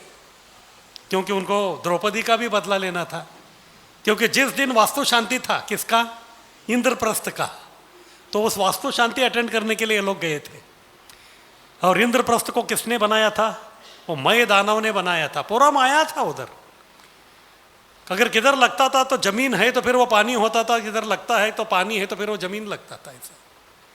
फिर एक जगह ये आया था दुर्योधन, उनको लग रहा था कि ये पानी है, तो डर डर के पैर रखा, तो फिर वो जल नहीं था, वो क्या था, वो पानी था। और दूसरी जगह वो देख रहा था कि ये तो जमीन दिख रहा है, तो जमीन करके वो रखने को गया तो फिर पानी में गिर गया। उतने में ऊपर जो है द्रौपदी और दूसरे लोग थे, सब हंसने लगे। फिर कुछ लोगों ने डायलॉग भी मार दिया, अंधे का पुत्र अंधा। लेकिन ऐसा डायलॉग महाभारत में तो नहीं है, लोग अपना जो है थोड़ा छोंक मार देते हैं उसमें। व्यास देव जी ने ऐसा कुछ कहा नहीं है, अंधे का पुत्र अंधा करके रहा नहीं गया। ये जो बहुत ही हट्टी स्वभाव का था, ये जो दुर्योधन था, उनका भी एक ध्वज था, झंडा, और झंडे के ऊपर कौन रहता था मालूम है, सांप। और सांप जो हमेशा ईर्ष्या के लिए मशहूर है, इस प्रकार से दुर्योधन भी ईर्ष्यालु व्यक्ति था। उन्होंने बोला कि इसका बदला लेना पड़ेगा। फिर अभी जो है मौका मिल गया था उसको, इसलिए युधिष्ठिर को बोला द्रौपदी अभी बाकी, उनको लगाओ, अभी कुछ था नहीं। फिर शकुनी उनको बोला कि देखो अभी भी आपके पास एक है, शायद हो सकता है कि उसकी वजह से जो है हारी हुई सभी बाजी आपको वापस मिल जाए। इस प्रकार से जो है दिलासा मिल गया। ये जुआरी लोगों का ऐसे ही रहता है, उसको हमेशा लगता है कि मैं जीतने वाला हूँ, बस 5 ही रुपये बचे तो हाँ 5 से 5 लाख बना दूंगा मैं करके। लेकिन नसीब ही खोटा है तो क्या करेंगे, बहुत मुश्किल है। फिर बाद में जो है द्रौपदी को भी हार दिया, क्योंकि हारना ही था, क्योंकि इतना जो है कुतंत्रता से सब चल रहा था। फिर उसके बाद जो है दुर्योधन वही राह देख रहा था। फिर बाद में उन्होंने दुशासन को आज्ञा दे दिया, क्या, द्रौपदी को पकड़ के लेके आओ करके। और द्रौपदी का जो है तभी मंथली पीरियड्स चल रहा था। उस समय में जो है नारी जो है एक वस्त्र में रहती है, इसलिए वो कभी भी बाहर नहीं आती। उस अवस्था को रजस्वला अवस्था कहते हैं, तो वो बाहर कभी नहीं आती। तभी जो उनको ज़बरदस्ती आने के लिए कहा गया। वो बोल रही थी कि मैं ऐसी अवस्था में हूँ, मैं नहीं आ सकती, लेकिन दुशासन ने सुना ही नहीं। फिर उस समय में जो है वो लोग नहाते नहीं, तो केश जो है ऐसे ही छोड़ा हुआ रहता है। फिर वो केश को पकड़ के खींच के हुए लेके आ गया वो पूरा भरी दरबार में। फिर बाद में जो है दुर्योधन जो है सबसे पहले अपना जो है धोती निकाला, जंगा दिखा के वो बोलने लगा कि आप इधर बैठो, द्रौपदी को बोला। फिर ये देख के जो है भीम जो है बहुत ही गुस्सा वाला हो गया। फिर उधर ही उन्होंने प्रतिज्ञा ले लिया, जो जंगा तुमने जो दिखाया है उस जंगा को मैं तोड़ दूंगा, तोड़ के तुमको ख़त्म करूंगा। इसलिए कुरुक्षेत्र में लास्ट दिन जो है उनका जंगा तोड़ के ही जो उनको ख़त्म कर दिया। जंगा तोड़ने के बाद भी वो ख़त्म नहीं हुआ था, राह देख रहा था कि पांडव खत्म होंगे, क्योंकि अभी तक उनके पास एक हुक्मी एक का था, वो था अश्वत्थामा, उसको सेनापति बनाया था उन्होंने। लेकिन उन्होंने जो है दूसरे लोगों को लेके आ गया, जो सुपारी दिया तो वो काम नहीं हुआ, तो इसलिए जो है इतना वेदना हो गया। फिर वो सोचा कि अभी रह के क्या करना, फिर उन्होंने अपना प्राण त्याग दिया। लेकिन कुछ भी है, ये इस प्रकार हो रहा था। फिर उसके बाद जो है दुशासन को बोल दिया कि इनका जो है साड़ी खींचना चालू कर दो करके। तो तभी जो है द्रौपदी ऐसा समझ रही थी कि मैं एक क्षत्रानी हूँ, मेरे पास भी क्षत्रियों का शक्ति है, मैं अपने आप को बचा लूंगी करके। लेकिन 10,000 गज शक्ति का जो दुशासन था उनके सामने उनका कुछ नहीं चला। फिर बाद में उनको समझ में आ गया कि मेरी बस की बात नहीं है। फिर बाद में जो है वरिष्ठ भीष्म थे, द्रोण थे, उनके पास जाके उन्होंने गिड़गिड़ाया, लेकिन सब लोग जो है कोई मदद करने की तैयारी में नहीं थे, क्योंकि सब अपने आप को बेच दिया था। किसको? हस्तिनापुर के राजगद्दी को उन्होंने अपने आप को बेच दिया था। और भीष्म ने तो वचन लिया था, जो भी गद्दी में बैठेगा भले वो गधा क्यों ना हो, मैं उसको ही सपोर्ट करूंगा। ये सबसे बड़ा प्रॉब्लम है शपथ लेने का। उसके बाद दूसरा, द्रोणाचार्य ने भी कुछ नहीं बोला। क्यों? क्योंकि मैंने तो नमक खाया है, अभी नमक हलाली करना है, तो नमक हराम कैसे बनूंगा मैं। उन्होंने भी कुछ नहीं किया, धृतराष्ट्र ने भी कुछ नहीं किया। फिर बाद में उनको लगा द्रौपदी को, चलो मेरे पति है, एक नहीं कितने 5 पति है, तो वो मुझे मदद करेंगे। उधर आके जो है वो गिड़गिड़ा रहे थे। और ये सब जो हुआ ये भी अक्षय तृतीया के दिन ही हुआ ये घटना। फिर बाद में जो उनको समझ में आ गया कि ये जो है सब नाम के पति है, सबके पति केवल एक ही है, पति परमेश्वर। वो कौन है? भगवान कृष्ण। बाद में उन्होंने हाथ ऊपर कर दिया, फिर बाद में भगवान को पुकारने लगे, हरे कृष्णा कृष्णा कृष्णा हरे हरे, हरे राम राम राम हरे। उस दिन कौन सा दिन था? अक्षय तृतीया। जो भी है वो क्या हो जाता है? अक्षय हो जाता है। तो तभी जो है भगवान कहाँ थे? द्वारका में थे। कुछ लोग ऐसा कहते हैं कि एक दिन जो है कृष्ण जो है फल काट रहे थे, तभी चाकू उनके उंगली को लग गया था। तो तभी द्रौपदी ने क्या किया? अपना साड़ी फाड़ के जो है तुरंत उधर बैंडेज लगाया था। तो फिर वो कर्ज था द्रौपदी का किनके ऊपर? कृष्ण के ऊपर। उन्होंने तो केवल एक पट्टी बांधा था, लेकिन जब भगवान देते हैं तो कैसे देते हैं? छप्पर फाड़ के देते हैं। तो अभी जब दिया तो फिर छप्पर ही नहीं था, तो भगवान प्रकट हो गए किसके रूप में? साड़ी के रूप में। तो इसीलिए उनको बोलते पटवर्धन। तो साड़ी इतना अक्षय हो गया, इतना अक्षय हो गया, दुशासन को समझ में नहीं आया, क्योंकि उस दिन था अक्षय तृतीया। तो इस प्रकार से जो अक्षय तृतीया के दिन अगर जो भी हम भगवान के प्रति जो भी भक्ति या कुछ भी हम करते हैं तो फिर वो अक्षय हो जाता है। केवल यही नहीं कि सोना खरीदना है हमको, हाँ, सोना खरीदने से जो है कली ज़्यादा आ जाता है। तो अक्षय तृतीया का मेन है, उस दिन भक्ति का कुछ न कुछ तो हमको करना है। श्रवण कीजिए, कीर्तन कीजिए, जो भी करना है। और इस दिन जो है अन्नदान का भी जो है ज़्यादा ये है उस दिन। जो भी है ये सब हो गया, द्रौपदी तो बच गई। फिर उसके बाद जो है फिर से जो है दोबारा उनको बुलाया गया शतरंज का। इस बार जो है ये था जो हारेगा उसको 12 साल वनवास में जाना है और 1 साल जो है अज्ञातवास में जाना है। और अज्ञातवास में अगर फिर से वो पकड़े गए तो फिर से 13 साल जाना है। तो उनका उद्देश्य ऐसा था कि ये लोग जब तक जीवित है तब तक वनवास में ही रहे। युधिष्ठिर पहले एक फर्स्ट इनिंग्स में हार गया था, तो उनको समझ में आ जाना चाहिए था, लेकिन फिर भी उन्होंने फॉलो ऑन ले लिया, चलो फिर से जो हम लोग खेलेंगे करके। ये सबसे बड़ा प्रॉब्लम है इधर। फिर से वही कुतंत्र, ये लोग हार गए तो फिर वनवास में आ गए। लेकिन ऐसा हुआ कि जब पांडव जो है निकल रहे थे हस्तिनापुर से, तो बहुत सारे जो नागरिक थे उधर रहने वाले, उन्होंने बोला हम भी आपके साथ आते हैं। लेकिन युधिष्ठिर ने बोला कि नहीं, आप लोग मत आइए, आप इधर ही रहिए करके। लेकिन कुछ जो साधु संत जो थे उन्होंने बोला ये अभी जो लोग हैं ये तो सब अन्याय वाले लोग हैं, इधर हमारा जो है साधना नहीं चलेगा। अगर आप वन में रह रहे तो फिर हम भी आपके साथ आएंगे। इस प्रकार हजारों लोग जो है पांडवों के साथ में चले गए उधर।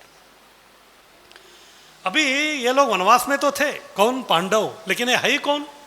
ये तो क्षत्रिय ही है। क्षत्रियों का एक काम रहता है कि अपने जो भी प्रजा यानी कि उनके ऊपर जो भी डिपेंडेंट लोग हैं उनका जो है रक्षा करना, उनका जो चाहिए वो सब आपूर्ति करना उनका वो जिम्मा है। इसलिए वो उधर आते थे। अभी युधिष्ठिर महाराज सोचने लगे पहले हम ही बैंकरप्ट है, अभी किसको लोन लेंगे, मेरे किस्से में एक फूटी कौड़ी नहीं है, तो कुछ मांगने के लिए आया है तो उसको मैं क्या दे सकता हूँ, ये तो नहीं हो सकता। फिर बाद में जो है युधिष्ठिर महाराज भी बहुत ही खिन्न थे, क्या करने का समझ में नहीं आया। तभी जो है व्यासदेव जी आते उधर। व्यासदेव जी को देखिए खुश हो जाते। फिर बाद में व्यासदेव जी बोलते कि आप बहुत ही दुख झेल रहे सब, हमको लग रहा है। हाँ, अभी जो है 1 साल हो गया, 1 साल से जो है हमको कोई प्रॉब्लम नहीं है, हम तो जो है बिना पानी के हुए हम रह सकते हैं, लेकिन हमारे साथ ये जो लोग आए हैं इनका जो है पेट भरना हमारा कर्तव्य है। 1 साल हो गया, अभी तक कुछ मिला नहीं हमको, इनका क्या करने का हमको समझ में नहीं आ रहा है। तो तभी उन्होंने बोला कि मैं आपको सूर्य मंत्र देता हूँ, आप सूर्य का आवाहन कीजिए करके। फिर बाद में जो उन्होंने सूर्य मंत्र लेके सूर्य का आवाहन करना आरंभ कर दिया। फिर उसके बाद सूर्य देवता जो है क्या हो गए, प्रसन्न हो गए। और कौन से दिन प्रसन्न हो गए, अक्षय तृतीया के दिन ही प्रसन्न हो गए। फिर बाद में उन्होंने मांगा, वो हमको एक पात्र चाहिए, और वो क्या होना चाहिए, अक्षय होना चाहिए। और वो अक्षय पात्र जो है अक्षय तृतीया के दिन जो है युधिष्ठिर को दिया गया। लेकिन सूर्यदेव ने बोला कि ठीक है, इसमें जो है आपको अक्षय अन्न प्राप्त होगा, लेकिन कब तक, जब तक आपकी आखिरी व्यक्ति कौन, द्रौपदी, वो अपना प्रसाद खा के इसको जब तक धोती नहीं तब तक इसमें आता ही रहेगा। जब एक बार उनका उस दिन का जो है भोजन हो गया तो उसके उपरांत इसमें से कुछ भी नहीं आएगा। इस प्रकार से जो है उस अक्षय पात्र की वजह से उन्होंने सभी संतों का जो है अन्नदान करना आरंभ कर दिया। इसीलिए अक्षय तृतीया के दिन अन्नदान करने का बहुत बड़ा महत्व बताया गया है। और ये खबर जो है भी पहुंच गया कहाँ, दुर्योधन के पास में। अभी तक तो वो सोच रहे थे कि 1 साल तक जो है उनको ऐसा लग रहा था कि ये साधु लोग भी उनके पीछे गए हैं, साधुओं को जो है पेट नहीं भर रहा है, तो इसलिए एक दिन जो है लोग सब क्रोधित होकर क्या दे देंगे, शाप दे देंगे, और ये लोग जो उधर ही खत्म हो जाएंगे, वापस आएंगे ही नहीं करके। लेकिन अभी ये खबर आ गई कि अभी इनको अक्षय पात्र मिल गया। अरे ये तो लेने के देने पड़ गए अभी, इसलिए वो सोच रहे थे कि अभी और क्या करूं मैं करके। फिर अचानक उस दिन जो है दुर्वासा मुनि उधर आ गए। दुर्वासा मुनि आ गए तो फिर वो खुश हो गए, कौन, दुर्योधन। चलो अभी कुछ तो करते। सबसे पहले दुर्वासा को क्या करना पड़ेगा, खुश करना पड़ेगा। पूरा हस्तिनापुर में जो है बहुत सारे महल थे, लेकिन उसमें नंबर 1 महल दुशासन का था। फिर वो महल में जो है उनको ठहरने का जो है पूरा लॉजिंग बोर्डिंग व्यवस्था उधर कर दिया गया उनको। जब कृष्ण भी शांति दूत बन के आए थे तभी भी जो है दुशासन के घर में ही उनको रुकाने का उनका प्लानिंग था, लेकिन कृष्ण तो गए नहीं उधर। वो कहाँ चले गए, वो तो विदुर जी के घर चले गए। तो दुर्वासा आए, उधर रहे, इतना अच्छा खातिरदारी हो गया, वो इतने प्रसन्न हो गए, इतने प्रसन्न हो गए। ये दुर्वासा जी का भी बहुत ही एक्सट्रीम है, एक तो बहुत खुश हो जाते हैं या फिर बहुत नाराज हो जाते हैं। एक तो वर मिलेगा या फिर शाप मिलेगा, बीच में कुछ मिलता ही नहीं उनका। हाँ, इतने खुश हो गए तो फिर बोला कि बोलो वत्स आपको क्या चाहिए। उन्होंने बोला बस मेरी एक ही तमन्ना है, क्या, जिस प्रकार आपने जो है हमारा आतिथ्य स्वीकार करके हमारे ऊपर उपकार किया है, इसी प्रकार से जो है आप हमारे जो पांडव है वो भी हमारे भ्राता है, तो उनका भी आप आतिथ्य स्वीकार करके आप उनको भी जो है वरदान दे दीजिए। बोला कि ठीक है मैं अभी चलता हूँ। उन्होंने बोला कि अभी नहीं, दोपहर के बाद आपको जाना है। हाँ, दोपहर 3 बजे के बाद आपको जाना है। ऐसा क्यों बोल रहे थे वो, क्योंकि उनको मालूम था 3 बजे तक जो है द्रौपदी का सब भोजन हो जाएगा, फिर उसके बाद जो है वो अक्षय पात्र का जो है कुछ काम नहीं होगा। फिर बाद में उन्होंने दुर्वासा मुनि को बोले जितना हो सके उतना जो है सभी शिष्यों को लेके जाइए आप। तो उन्होंने जो है कैसे तो करके 60,000 शिष्यों को इकट्ठा कर लिया। फिर बाद में उधर चले गए, कहाँ, जहाँ काम्य वन में जो है पांडव रहते थे उधर। फिर बाद में युधिष्ठिर ने देखा दुर्वासा मुनि आए हैं उनके शिष्यों के साथ में, और गृहस्थों का ये कर्तव्य है कि जो भी साधु आता है तो फिर उनको भोजन पानी का जो है व्यवस्था करना उनका जो है गृहस्थ आश्रम का धर्म है। फिर बाद में जो है दुर्वासा मुनि को युधिष्ठिर बोलते हैं कि ठीक है हम आपका जो है भोजन का प्रबंध करते हैं, तो तब तक जो है आप जाके नहा लीजिए। अभी युधिष्ठिर को मालूम नहीं कि इधर ये सब धो के सब हो चुका है करके। कभी कभी जो है पति यही गड़बड़ करता है। क्या होता है कि कोई आ गए अतिथि घर पे तो तुरंत जो है पत्नी को इशारा करते हैं, हाँ 2 चाय ले दो करके। अभी उधर चाय की पत्ती है, शक्कर है या दूध है, उनको कुछ मालूम नहीं है, तो टेंशन किसको होता है, वो पत्नी को होता है। अभी क्या करें, ऐसे जो है द्रौपदी टेंशन में थी। फिर बाद में इनको तो भेज दिया, सब आप नहा धो के आ जाए, आपका व्यवस्था करेंगे करके। फिर बाद में जो है अंदर आए, आके जो द्रौपदी को बोलने लगे ऐसा ऐसा मैंने जो है आपको बिना बोले उनका जो है इनविटेशन दे दिया, अभी आपको व्यवस्था करना है। बाद में उन्होंने थाली दिखा दिया, कौन सा, अक्षय पात्र, लेकिन आज वो अक्षय होने वाला नहीं था उधर, क्योंकि सब हो गया था उस दिन का। तो फिर सब टेंशन में हो गया, अभी क्या करने का करके। तो तभी युधिष्ठिर महाराज मन में जो है कृष्ण का स्मरण कर रहे थे, बस वही हमको कुछ कर सकते। अचानक देखा कि कृष्ण प्रकट हो गए उधर। तो युधिष्ठिर को बहुत आश्चर्य लगा, अरे कृष्ण आप इधर? उन्होंने बोला कि नहीं, वो सब मैं बाद में बताता हूँ, सबसे पहले मुझे भूख लगा, मुझे कुछ तो खाने को दे दो। उन्होंने बोला आप द्रौपदी को पूछो। फिर वो अंदर आए तो द्रौपदी भी कृष्ण को देख के जो बहुत ही हर्षित हो गई। फिर बाद में कृष्ण भी बोलने लगे मुझे बहुत भूख लगा है, तो फिर मुझे कुछ तो दे दो। बाद में द्रौपदी बोलने लगा कि कृष्ण आप भी, तो बाहर वाले तो मांग ही रहे, उनको तो मालूम है, लेकिन आप भी ऐसे कर रहे हैं। उन्होंने बोला नहीं नहीं, सही में मुझे बहुत भूख लगा, कुछ तो दे दो। उन्होंने बोला कुछ नहीं है। फिर बाद में कृष्ण ने बोला नहीं नहीं, वो तो अक्षय पात्र है, कुछ तो होना चाहिए उधर। उन्होंने कहा नहीं नहीं। उन्होंने बोला कि ठीक है, उसको लेके आया, दिखाओ मुझे। फिर वो अक्षय पात्र जो था उसको लेके आएगा। फिर बाद में देखा कि कुछ लोग अलग अलग बोलते, कुछ लोग बोलते कि अन्न का कण था, कोई बोलते कुछ तो शाक था, कुछ तो था। फिर उसको जो है कृष्ण ने ले लिया, फिर बाद में अपने मुंह में डाल दिया। और शास्त्र कहता है यस्मिन तुष्टे जगत तुष्टि, अगर एक बार कृष्ण तुष्ट हो गए तो फिर पूरा जगत तुष्ट हो जाता है। जैसे हम भी जो है सबसे पहले किसको ऑफरिंग करते हैं, गोकुल बिहारी को करते हैं। अगर एक बार गोकुल बिहारी तुष्ट हो गए फिर उसके बाद हम भी तुष्ट पुष्ट सब हो जाते हैं। तो इधर पेट भर गया एक दाना खाने से, किसका, कृष्ण का। तो जैसे पेट भरता है तो फिर क्या आ जाते हैं, तो डकार आना आरंभ हो जाता है। लेकिन खाया कृष्ण ने, अभी डकार आना चालू हो गया उधर 60,000 लोगों का।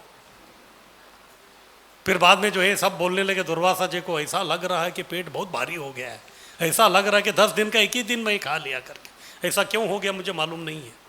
लेकिन दुर्वासा भी जो है त्रिकालज्ञ थे, फिर वो समझ गए कि क्या हो गया। उनको समझ में आ गया कि कृष्ण बीच में आके कुछ तो गड़बड़ कर दिया है। अभी सबका पेट ऐसा हो गया था कि बस जैसे होता है ना, पेट सब पूरा भर दिया आपने प्रसाद खा के। फिर उसके बाद कोई बोलता है कि प्रभु जी बस रबड़ी बच गया था। बाद में आप बोलेंगे कि अरे प्रभु पेट इतना भरा है कि अभी रबड़ी में ही खाऊंगा तो पेट में कबड्डी होगा। हाँ, रबड़ी तो बहुत अच्छा लगता है, लेकिन उसके लिए जो बिल्कुल जगह नहीं है, बस नहीं। तो दुर्वासा एंड कंपनी का वही हालत था उनका। उन्होंने बोला अभी कुछ नहीं हो सकता इधर, फिर क्या करें। फिर बाद में दूर से उन्होंने देखा, युधिष्ठिर भी राह देख रहे थे, अभी तक नहीं आए, इसलिए भीम को बोला कि थोड़ा जाके आप देख के आओ। और भीम जो अपना गदा लेके ही आ गए उधर। उनको लगा कि भीम आ रहे हैं, अभी इनविटेशन तो हमने स्वीकार कर लिया था, फिर शायद जो इतने लोग हैं तो फिर पंच पकवान बहुत बनाया होगा। लेकिन हम भी लोग भी कम नहीं है, कितना है, 60,001 लोग हैं। तो 60,001 लोगों का प्रसाद उन्होंने बनाया है। फिर अभी हम बोलेंगे कि हम नहीं आएंगे तो फिर भीम थोड़ा ही छोड़ने वाला है, और हाथ में पहले ही गदा है उनका। तो फिर क्या करें। उन्होंने बोला बस अभी पतली गली पकड़ लो और यहाँ से रफू चक्कर हो जाओ। फिर वहाँ से वो भाग गए। वो आके देखने लगे क्या है, कोई नहीं दिख रहा है, परेशान हो गए। 10 मिनट वेट किया, कोई नहीं दिखा तो वापस आए। फिर बाद में युधिष्ठिर बोला कि अरे अकेले आए, क्या करूँ, उधर गया था कोई दिखाई नहीं दिया मुझे उधर। बाद में कृष्ण ने बोला शायद जो है उनको आप वनवासी है तो आपका जो है आहार अच्छा नहीं लगता, इसलिए चले गए होंगे। बोला कि ठीक है। इस प्रकार से जो अक्षय पात्र भगवान ने दिया भी, फिर बाद में इनके जो संकट था उससे भी जो उनको उन्होंने सब बचा दिया। तो वो भी जो घटना है अक्षय तृतीया के दिन ही हो गया सब। तो इस प्रकार से जो अक्षय तृतीया बहुत ही महत्वपूर्ण दिन है। और आज ही के दिन जो है परशुराम जी का भी आविर्भाव तिथि है। परशुराम जी जयंती जो है वो आज ही है। फिर उसके बाद सुदामा जी जो है वो पोरबंदर में रहते थे। फिर वो अपने मित्र को मिलने के लिए गए, कृष्ण को, द्वारका। और कौन सा दिन गए थे, आज ही के दिन गए थे। अक्षय तृतीया के दिन जाके भगवान का उन्होंने दर्शन दिया तो उनको भी अक्षय संपत्ति प्राप्त हो गया। फिर श्रीपाद शंकराचार्य जी जो है उन्होंने एक देवी के प्रति जो एक स्तोत्र रचना किया है, उसको बोलते कि कनक वृष्टि स्तोत्र। तो उस दिन जो है सोने का वर्षाव किया उन्होंने। कभी किया, अपने माँ के लिए किया उन्होंने, क्योंकि उनको संन्यास लेना था, लेकिन माँ अकेली थे और विधवा थी, कोई था नहीं। तो इसलिए वो सोच रहे थे कि तू जाएगा तो फिर मेरा कौन ये करेगा करके। फिर बाद में उन्होंने अपना चमत्कारिक शक्ति से कनक का वृष्टि किया उन्होंने, कनक वृष्टि धारा उन्होंने स्तोत्र बोल के आज ही के दिन जो उनको सब दे दिया। अभी माँ के पास संपत्ति आ गए तो उनको बोल दिया कि बस अभी मुझे परमिशन दे दो, मुझे अभी सन्यासी बनना है। इस प्रकार से वो सन्यास बनने के लिए जो है वहाँ से वो चले गए। फिर आज ही के दिन जो है बद्रीनाथ का जो है पट खुलता है। आज से लेके दिवाली तक 6 महीना जो है बद्रीनाथ का दर्शन हम कर सकते हैं। और विशाखापट्टनम सिंहाचल में जो है नरसिंह देव का जो दर्शन है वो आज ही के दिन होता है, नहीं तो उनको चंदन से ढका हुआ रहता है, क्योंकि वो उग्र रूप है। केवल आज ही के दिन चंदन निकालते, क्योंकि इस दिन नया चंदन लगाना रहता है। उसी दिन केवल आपको भगवान का निज रूप जो है उसका जो है दर्शन होता है। और आज ही के दिन जगन्नाथपुरी में रथ यात्रा का, रथों का जो है निर्माण का श्री गणेश हो जाता है। फिर आज ही के दिन जो है जगन्नाथ जी ने जो है प्रतापरुद्र महाराज को, नहीं, इंद्रद्युम्न महाराज को बताया था कि आपको जो 21 दिन मुझे चंदन लगाना है। तो चंदन यात्रा का जो है वो उधर से वो आरंभ हो गया। फिर आज के दिन जो है वो मदन मोहन जो जगन्नाथ जी के जो उत्सव मूर्ति उनको नरेंद्र सरोवर में लेके जाता है, इसलिए नरेंद्र सरोवर का और एक नाम है चंदन पुकुर। तो उधर जो है चंदन लगा के जो है उनका अलग अलग प्रकार का उत्सव मनाया जाता है। फिर बाद में जब माधवेंद्रपुरी वो आए थे जगन्नाथपुरी में चंदन लेने के लिए, क्योंकि गोवर्धन में गोपाल जी जो उनको आदेश दिया था कि मुझे बहुत गर्मी लग रहा है, मुझे चंदन चाहिए। चंदन लेके वो जा रहे थे, बीच में रेमुना में रुके तो खीर चोर गोपीनाथ जो है वो उनका आके बोले, नहीं, गोपाल जी आके उनको बोले, मैं यानी कि गोपाल और गोपीनाथ दोनों अभिन्न हैं, इसीलिए आप इतना क्यों कष्ट कर रहे उधर आके लगाने का, इधर ही लगा दीजिए। तो आप इधर लगाएंगे तो मैं उधर ठंडा होऊंगा। तो इस प्रकार से 21 दिनों तक जो है खीर चोर गोपीनाथ को क्या लगाया गया, चंदन लगाया गया। उसके उपलक्ष्य में हम लोग भी जो है इस्कॉन में अभी कल से चालू हो जाएगा। तिथि आज है, उत्सव कल है हमारा। तो 21 दिनों तक जो है भगवान को चंदन लगाया जाता है। चंदन जो है बहुत शीतल है। इस प्रकार से चंदन लगाने से भगवान को जब हम शीतलता प्रकट करते हैं तो फिर भगवान भी हमारे जीवन में शीतलता को जो हमको वो प्रदान करते हैं। तो इस प्रकार से जो है अक्षय तृतीया का जो है महिमा बहुत अक्षय है। तो थोड़ा जो हम लोग उसका चर्चा करने का हम लोगों ने कोशिश की। हरे कृष्ण। अक्षय तृतीया महामहोत्सव की, चंदन यात्रा की। हरे कृष्ण।